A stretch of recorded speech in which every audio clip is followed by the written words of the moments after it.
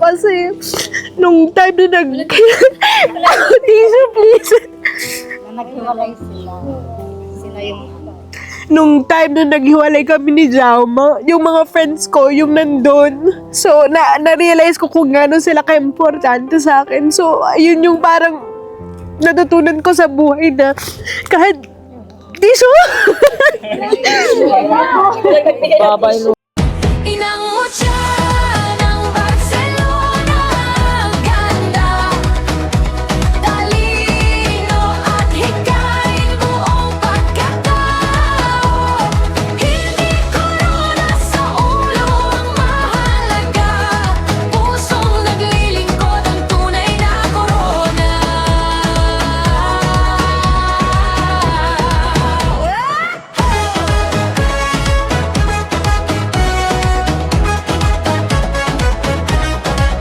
So, first time ko na makasama mga inang mutya.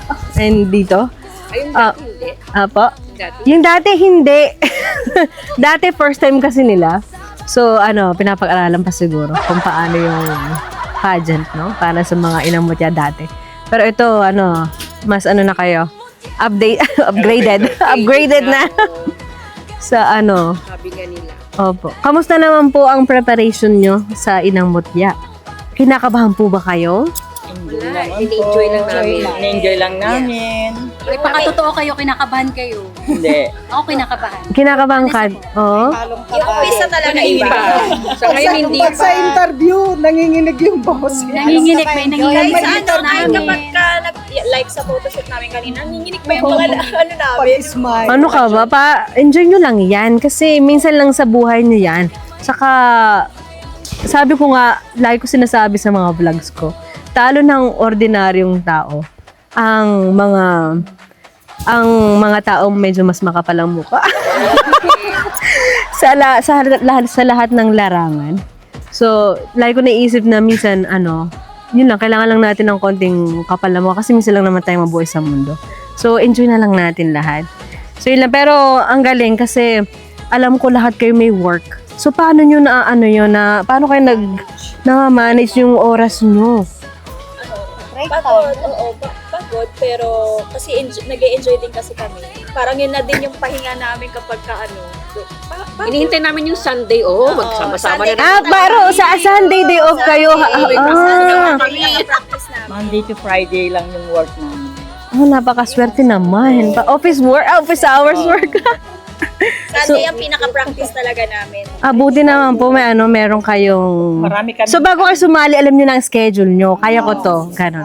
Okay, Okay good yun. naman yung mga schedule. Yeah. Yung matanong ko lang kung paano mo nagawa yung business mo with aside of your husband. Paano mo ma-handle sa lahat ng mga nangyayari ngayon. Actually, ang question ko talaga, saan ka nag-umpisa? Hindi na napaisip. Saan ako nag-umpisa? Oh my God. Joke lang. You only have 1 minute to answer the question. Thank you. Thank you for the question. 1 minute to start. Thank you for the question. Saan ako nag-start? For everything. Sa everything. Siguro, since bata ako, since bata po ako, palagi na ako nagtatrabaho. Walang pahinga. Walang pahinga. So, nadala ko rin siguro ngayon na tumanda na ako. So, siguro sa mga experiences din na natutunan ko in life. Kaya, ayun. Kinabahan siya. Pero, I think nag-start lang nung sa business namin. Nung nawalan ako ng work. Dati kasi nag-work ako sa Laroca Village, no? Kung alam niyo 'yon. So nawalan ako ng work, na-depress pa ako noon, ganyan. Pero hindi ko alam na meron pa lang mas na-open yung mas maraming opportunity na dumating. Mas maganda. Opo, tsaka doon ko na-discover na meron pala akong ang kakayanan na mag-storytelling. So doon nag-start ang lahat ng 'yan. Wala pa akong business noon. Kasi parang may paro kasi dito sa Spain, di ba? Yeah. May unemployment benefit. So, hobby ko na lang noon na mag-video-video tsaka magkwento-kwento habang ini-enjoy ko yung time na meron ako para din ma-enjoy mga kids ko. So, doon nag-start lahat. Wala pa akong business noon. Sa vlogging pa lang ako nag-start noon. And then, ayun na nga, hindi ko expect na magbo-boom or magugustuhan ng mga tao. Then, doon na nag-start yung business with my husband. Yung husband ko, sila na yung marunong sa business pagdating sa negosyo. Ako, wala talaga akong experience. Hindi ko talaga alam kung ano tinatahak ko ngayon. Pero, malakas yung loob ko kasi alam ko na kahit magkamali ako, andyan yung husband ko na hindi ako husgahan. Alam mo, nakasupport lang siya, go, push mo yan, ganyan. So, hindi ako, takot ako, pero hindi ganun natatakot kasi alam ko na parang may sasalo sa akin kahit na masakit, may iiyak kasama ko, ganyan. So, I think yun, dun. Sir, can I ask something? Remember that you post in TikTok that you said that sa first exam mo sa driving, nabagsak ka, then you move on toward, so then, nakuan mo, natawag nito, napasa mo. 30 beses yun, ah. At least, diba? Try. Yes. Oo, wala kasi gusto ko magkaroon ng driver's license. Kasi yun yung gusto kong ipayo sa inyong lahat. Bumuha kayo ng driver's license. Kasi si Lola Mese, kung nanonood kayo ng mga vlog ko, si Lola is 93 years old. And sabi niya, one thing na pinagsisisihan niya sa buong buhay niya is yung hindi niya pagkuha ng driver's license. Kasi kung mas marami pa siyang lugar na napuntahan, mas na-enjoy niya yung kabataan niya before. So ngayon, too late na kasi 93 na siya. Although kaya pa rin siguro niya, pero wala na, hindi na siya bibigyan ng driver's license. So wala, dahil kapag may gusto kasi ako, gusto kong tinatrabaho siya kahit paulit-ulit. You have to try and try until you succeed. Meron doon na kasabayan ko sa driver's exam, 11 times na siyang kumuha ng exam. That day, pumasa siya. Imagine yung 11 times. O, nabigyan pa. Dapat din na binigyan yun, no? Kasi may reason kung bakit hindi. Joke lang. So, yun po. Walang Ako naman sukuan. Ano yung, Ano ba? Nahats na ako dito. what is the most failure na experience mo, na encounter mo na that makes you more stronger today? Ay, failure? Ah. Wait lang ate ah. Kasi, Inspirasyon sa amin. Kasi mukhang wala pa. Wala. hindi, failure. Ha? Kahit major. Minor. Kung wala pang major, minor. Failure, meron yan. biggest failure na hindi mo malilimutan na Pinagsisihan. Siguro yung driving. Kasi hindi, yung Na license. bumangon ka, Bumangon kaya... kasi yung mga failures, hindi ko siya tinitake na talagang seriously. I mean, sinitake ko siya, hindi ko siya dinadamdam maigi. Kasi minsan, yung failure, parang pagsubok lang yun sa atin.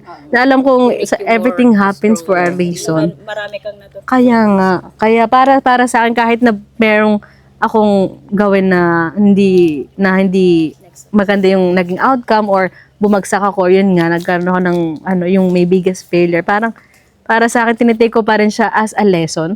Life lesson pa rin para mag-move forward ulit. Yun. I think, kaya feeling ko wala akong masyadong failure. Pero alam ko meron. Pero hindi ko siya tinitake as failure. Tinitake ko siya as lesson. Ayun. Sa atin yan. Wala ka. Wala na. Kaya, kinakabahan ako. That's nice. Sa question and answer. Ayun, so as we all know na successful ka sa business mo with your husband and successful ka din as a vlogger. Syempre marami ka nang nakakakilala sa'yo. So, 5 years from now, may mga i-expect pa ba kami na expansion? So, since kasi 'di ba bago. parang shark yung tanong. Parang nasa shark ko. 5 years from now. 5 years from Meron ka na bang baka meron na akong isang buong supermarket, no? Why not? Coconut? Dahil joke lang. Saka marami din kasi talagang tumatangkilik sa mga product nyo. Yun nga lang medyo malayo to. May chance ba na medyo mas mapapalapit sa Barcelona. May chance naman po siguro mapalapit sa Barcelona. Pero, tawag dito? Oo nga, siguro magkakaroon ng expansion pero kaya pa isa-isa lang yung product na nilalaunch ko kasi pinapag-aralan ko rin. Hindi ako marunong sa business. Yung asawa ko ang talagang nakasupport sa akin, ganyan. Tinuturuan niya ako, ganyan. Pero parang trial and error lang din lahat. Kung hindi ito pumatok, then maybe other products, ganyan. Tapos, basta gusto ko lang na lahat ng products na ilalabas ko, yung mapapagkatiwalaan siya, hindi lang siya basta-basta.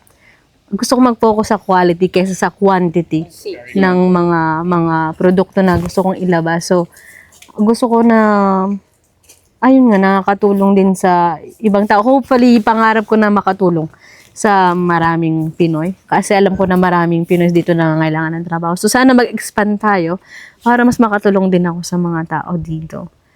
Pero, ayun nga, baka mag-expand, hindi ko alam. Pero sa ngayon, sabi ko sa asawa ko, nung isang araw, sabi ko, parang, konti lang naman yung kailangan natin para sumaya, no? Claim it! Hindi naman talaga kailangan ng sobrang dami. Kaya hindi rin kailangan ng palagi nagmamadali. Kaya parang, kung makikita nyo, ang bagal ng ko, ang daming parang, ang ano mo naman, parang, ang bagal naman ng marketing mo, ganyan, dapat ganito kaagad, ganyan. Hello. Hello, tao din ako, no? We need to rest, tsaka we need to enjoy, no, our family. Kasi, kailangan mag-focus ka sa mas bagay na pinaka-importante. Sino bang pinaka-importante sa'yo, di ba? So, extra na lang yung mga ginagawa ko ngayon. Pero nakakapagod din Nakakapagod din siya. Pero happy ako kasi hobby ko naman siya and I like to do vlogs. Gusto ko magkwento. Parang, basta, madaldal kasi ako. May bashers ka? May basher ako? Wala. Sabihin na lang nila, ano ba sabi? Wala masyadong basher. Pero paano mo hinandle nung una na nagka-bash? Meron. Siguro wala pa akong followers, pinapatulang ko pa. Ngayon na marami na, parang... Patulan para dumami, no? Opo. Wala, pero naisip ko na hindi mo kailangan ng basher din. I mean, nakakatulong siya kasi sisikat ka. Pero minsan, kung mapapansin nyo, sumikat ba ako dahil marami akong basher? Hindi, di ba? So, hindi nyo kailangan ng basher. Hindi nyo kailangan na ma-hate o Darating din yung time talaga na Opo. Meron, at saka, meron talaga kahit na gaano ka pa kabait, meron talaga magiging... Hindi mawawala talaga na sa 1 milyon, meron dyan 10 siguro. Oo, you cannot please everyone. So, kailangan mo lang maging totoo sa sarili mo. Yes po. So, ayun lang, be authentic lang kasi kapag authentic kayo, ayan ba? Hindi po yan just be yourself lang. Kasi, para hindi ka mahirapan din, no? Kung gusto mo maging vlogger, just be yourself. Kasi, mahirap maging fake. At saka, mahirap mag-content kapag nagpapanggap ka lang. So, mas okay na yun na totoo lahat, ganyan. Hindi mauubos ang content nyo kapag ganun. Oo, yeah. Kapag totoong tao. Next question. Kasali ka ba dito? Sabi na, Yeah. aside from sa work, sa workplace, sa family, kumusta ang circle of friends mo? Circle of friends ko. Madami ba? Malaki ang Yes, yun yung one thing na inaalagaan ko. One thing na inaalagaan ko kahit na sobrang busy ko is to make time with my friends. Kasi nung iyak yan, joke lang. Kasi basta wait lang, ikat mo to walang cut-cut yun. Yung mga tawa na yan, hindi cut-cut. Napanood ko yun. Challenge. Iyak ako! Kapag friends ako! Oh my God! Kasi kapag kasi kapag friends pinag-uusapan, parang pinahahalagaan ko sila masyado kasi nung time na tissue please. Naghiwalay sila. Sila yung Nung time na naghiwalay kami ni Jaume, yung mga friends ko, yung nandun. So, na-realize ko kung gano'n sila ka-importante sa akin. So, ayun yung parang natutunan ko sa buhay na kahit tissue. Yung natutunan ko is pahalagahan yung mga kaibigan kasi nga, yung time na naghiwalay kami ng asawa ko, silang nandun. So, iyak na naman siya. So, life lesson yun. Life lesson siya para sa akin. So, yun lang. Kasi, kahit na ganyan kayo ng asawa nyo, kailangan bigyan nyo rin ng time yung mga kaibigan nyo kasi parang relasyon mag-asawa din yan. Kapag may kailangan kayo, hindi nyo naman, syempre may mga usapang pamabae na hindi makaka-relate yung asawa nyo, di ba? So, kailangan nyo ng someone palagi sa tabi nyo na pwede nyong, yung labasan ng sama ng loob or chismis or whatever, or shopping, ganyan. So, nag-i-enjoy ako palagi sa mga kaibigan ko. So, ang dami kong friends. Ang dami kong friends. Kasi nga, ayun yung pinahalagan ko sa buhay ko, yung mga kaibigan ko. Niyak!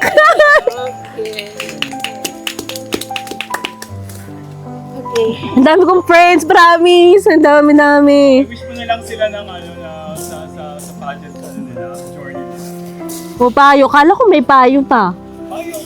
Sa ma'am. Inspirational. Naiyak ako sa mga friends ko. Dami kasi nila eh. Tapos palagi sila nga dyan. Alam yung mga friends ko, lagi ako everyday siguro halos meron akong mga kasamang kaibigan, babae, ganyan. Lalo yung mga babae. Kasi, para sila na yung parang, pahinga din sa buhay sa buhay ng negosyo.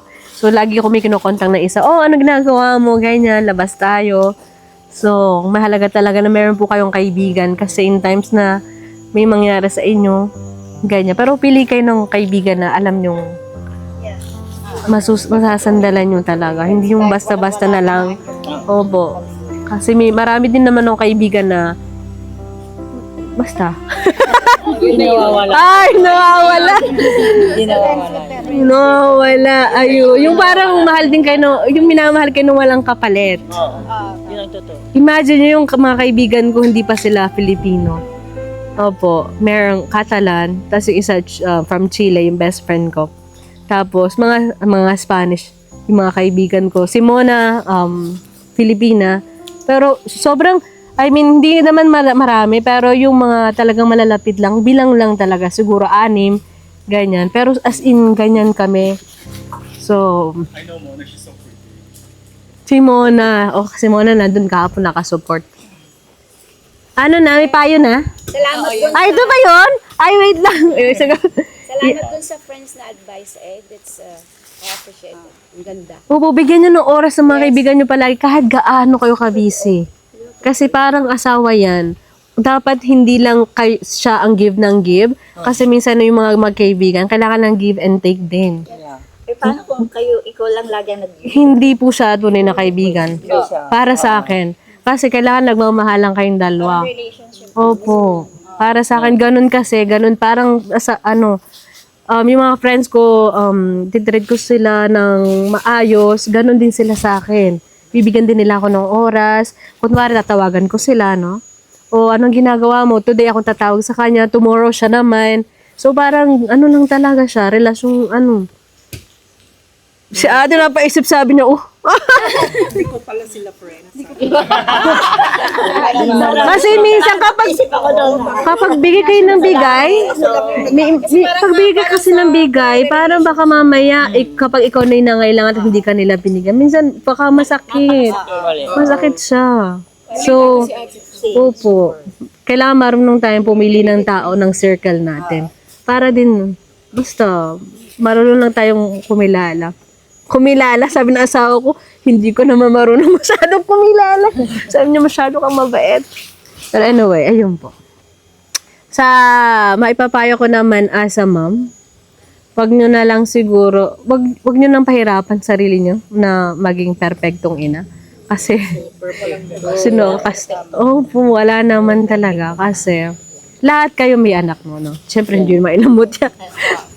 So, wag nyo nang pahirapan sa sarili nyo maging perfecto kasi minsan sobrang gusto natin na ibigay lahat o ganyan, ibili natin lahat sa kanila kasi feeling natin dun sila sasaya. Hindi! Ano ba? Ano lang po yung minsan nakakalimutan natin ng simpleng yakap, simpleng pakikinig lang, encouragement. 'Di ba? Karamihan sa ating mga Pinoy minsan akala natin may mga bagay na luho lang po, pero hindi. Nasa yun, pakikinig sa mga anak natin, sa encouragement, saka ayun nga po, pagmamahal lang, yung yakap, halik, ganyan, huwag nyo kakalimutan. And yun, mahalin natin ang sarili natin. Kasi kung masaya tayo as a mom, parang masaya din yung magiging an example din yun para sa mga anak natin. So yun lang mapapayo ko para sa mga nanay. Yun lang po. Ay, isa pa po, paano niyo po napapanatili yung inyong kagandahan sa kabila ng inyong pagbablog, business, yung inyong Sabihin mo, inborn na to, inborn. Galing po to sa nanay ko. Hindi, ano ka ba? Paano na maintain? kasing iba na sa sobrang business, sa sobrang Haggard na. yung kanilang sarili. Ay, low maintenance naman po ko. Low maintenance po ako pagdating sa mga bagay-bagay. Pero high maintenance, pagdating sa pag-aalaga sa sarili. Gusto ko may oras ako para maglagay ng aking mga skincare. Pero dalawa lang naman yun, serum tsaka moisturizer. Pero palaging naalagaan din yung sarili ko. Parang gusto ko presentable din palagi. Sa asawa ko kasi gusto ko presentable din siya sa akin. Tsaka nakakatulong din sa maintain ng kagandahan ang asawa. Ay, sabi mo lang. Kaya pala kami walang kagandahan, walang mga Single mother yung iba sa amin. Uy, pero mas maganda mga single mother kasi palagi nakaporma, naghahanap ng jowa. may bawi eh. Hindi, pero kapag may kang asawa na... May control. Depende sa asawa. Hindi kasi, hindi yun sa panglabas. Yung inaalaga ng asawa sa pangloob. Tama. Kasi kapag may maayos kang asawa, alagaan niya yung inner peace mo, meron kang peace of mind, na lagi siyang nandyan, hindi ka na-stress. Kumbaga. Opo, parang siya yung nag-aalis ng stress sa buhay ko. Like, kahapon na-stress ako kasi, kahapon ba yun? The day before yesterday. Kasi sobrang init ang panahon, di ba? Tapos may event pa sa Barcelona. So sabi ko, gusto ko umuwi ng bahay kasi gusto ko na maligo, ganyan. Parang naging bata ako sa kanya. Minsan nagiging isip bata ako sa kanya kasi alam ko na inaalagaan niya ako. Kinocomfort niya ako na parang baby. Sabi niya, okay lang, magdala ka ng damit, ganyan. Parang siya yung nagsusolve ng mga problema ko. Kahit maliliit na bagay lang. Wow. As in, promise. So, malaking tulong talaga na makahanap kayo kung wala kayong asawa ng magandang partner. Babae. Baka may uncle. Wala na siya na lang nag-iisang lalaki sa pamilya. Friend. Bading lahat. Joke lang. Wala na tayong choices. Joke lang. Wala na. Pero yun lang. At saka yung mga Catalan saka Spanish, family-oriented naman sila. Madali na kayong makakahanap. Basta, kilalanin nyo lang mga ilang dates, ganyan. Wag agad-agad. Tsaka wag dalhin sa gwapo or sa pagkagwapo. Sinuwerte lang siya. All in ka na package sa iyo eh. Yung asawa ko po sobrang bait. Kita nyo naman, as in. Sobra. Siya talaga, dalhin mo na ganyan, yung drinks nila. Opo, sobrang support. Vlog-vlog mo. Opo, gusto niya na maging komportable din kayo. So, siya talaga ang parang, Jeline, ibigay mo to ganyan para maging komportable sila. Siya po talaga ang sagot sa aking mga problema. Sagot sa aking mga, sa lahat-lahat. So, thank you sa asawa ko. Shout out sa asawa ko. Ayun po. Pusong nagmamahal